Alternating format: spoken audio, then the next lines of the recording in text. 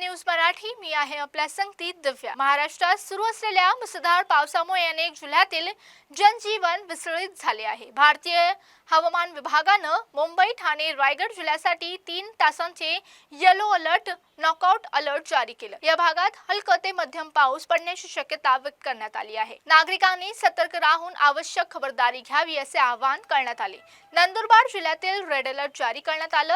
अतिवृष्टीच्या इशाऱ्यामुळे सर्व शाळा, महाविद्यालयांचे आणि अंगणवाड्यांना 1 दिवसाची सुट्टी जाहीर करण्यात आली।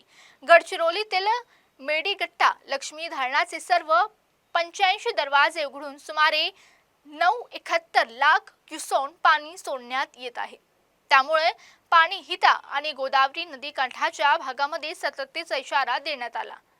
पुणे जिल्ह्यातील यंदा विक्रमी पावसाची नोंद झाली असून 31 जुलैपर्यंत सरासरीपेक्षा 179.9% अधिक पाऊस झाला।